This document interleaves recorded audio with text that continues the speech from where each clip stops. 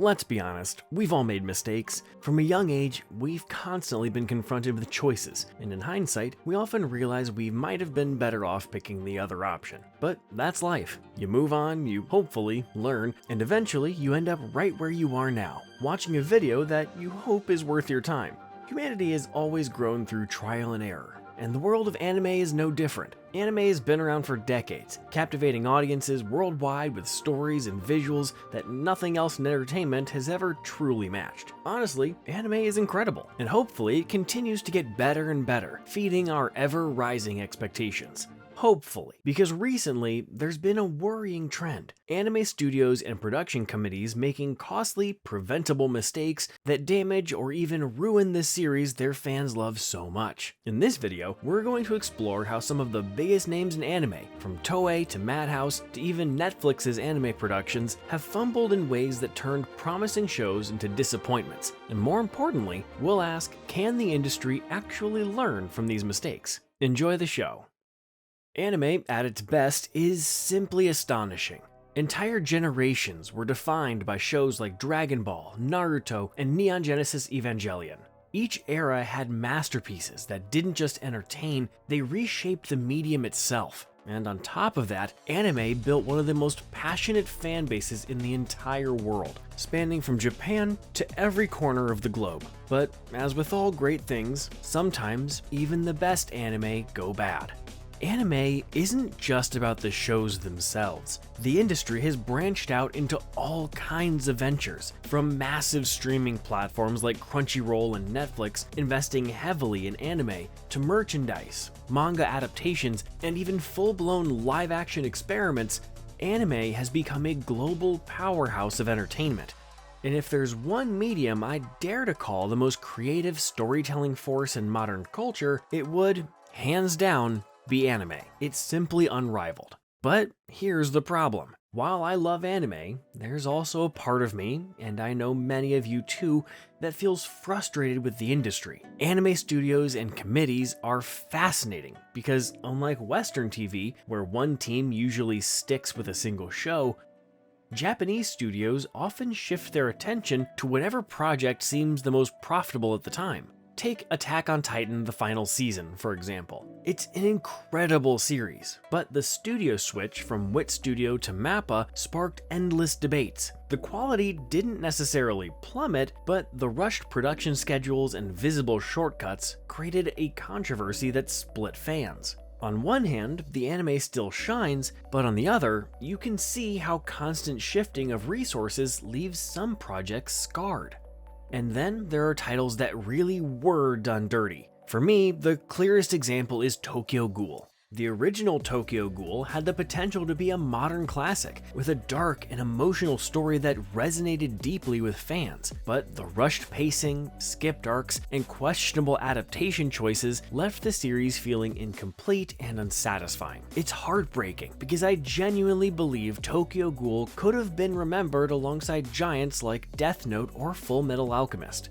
Another infamous case is the Seven Deadly Sins. When the anime first came out, it was explosive. Gorgeous fight scenes, memorable characters, and a story that had fans hooked worldwide. But then, something happened. The studio change from A1 Pictures to Studio Dean marked a dramatic downfall. Suddenly, once fluid animations turned into awkward, meme-worthy still frames. Iconic battles that should have been breathtaking, like Escanor vs. Meliodas, ended up looking painfully underwhelming. Fans were furious, and for good reason. The series deserved so much better. And sadly, Seven Deadly Sins isn't alone. Berserk 2016 is another glaring example. The original Berserk anime from the 90s is still considered legendary, but when fans heard the manga was finally getting a modern continuation, expectations skyrocketed. What we got instead was a nightmare of clunky CGI, stiff movement, and jarring direction that stripped away everything that made Berserk so impactful. A dark, violent masterpiece was reduced to unintentional comedy, all because of rushed production and poor execution. Even massive names like Toei aren't immune. Look at Dragon Ball Super. Don't get me wrong, it has amazing moments. Goku Black, the Tournament of Power, Ultra Instinct, all iconic. But when the series first aired, the animation quality was shockingly inconsistent. Entire episodes looked unfinished, with characters off-model and fights lacking impact. For a franchise as legendary as Dragon Ball, fans expected more. It wasn't until later arcs that Toei found its footing again, but by then, the damage to its reputation was already done.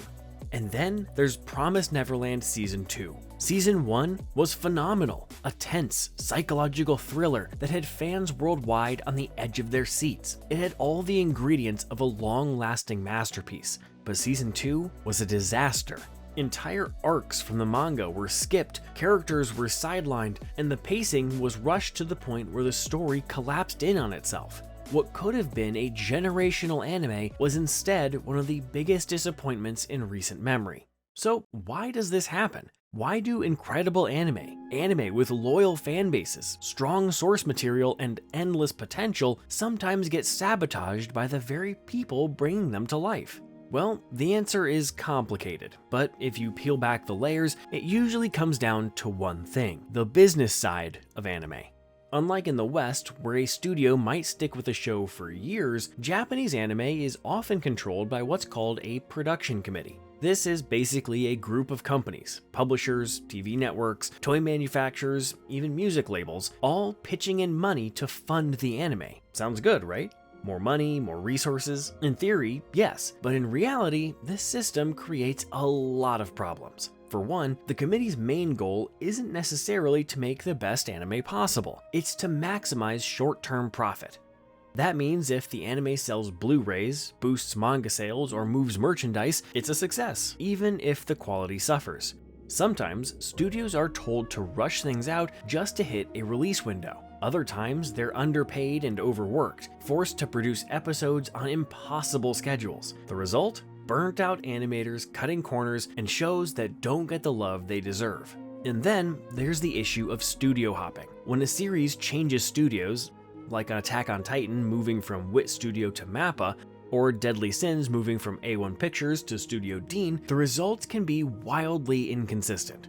Each studio has different animators, different priorities, and different levels of experience. Sometimes the new studio just can't match the original's vision, and fans immediately feel the downgrade. Another major problem is adaptation choices. Think about Tokyo Ghoul or Promise Neverland. Both had incredible source material, but instead of following the manga faithfully, the anime rushed through or outright skipped major story arcs. Why? Because the committee wanted a quick conclusion. Maybe the manga wasn't finished yet. Maybe they didn't want to fund multiple seasons. Either way, instead of giving fans the full experience, we got a Cliff Notes version that stripped away the heart of the story. And we can't ignore the elephant in the room: the anime industry's working conditions. Animators are notoriously underpaid, sometimes making less than minimum wage despite putting in grueling hours. It's not just about money, it's about human limitations.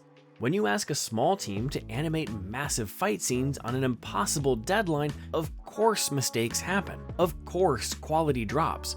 Passion alone can't replace sleep, fair pay, or time to do things right. So, when we ask the question, how do good animes go bad? The answer is clear. It's rarely because of the story, or the characters, or the talent of the creators. It's because of rushed schedules, questionable production decisions, and an industry that sometimes prioritizes quick profits over long-term quality. And that's the most frustrating part, because when anime is given the time, care, and respect it deserves, we get masterpieces. Shows like Full Metal Alchemist Brotherhood, Attack on Titan at its best, or even more recent hits like Demon Slayer, where the animation and storytelling combined to create something unforgettable. These series prove what's possible when everything comes together.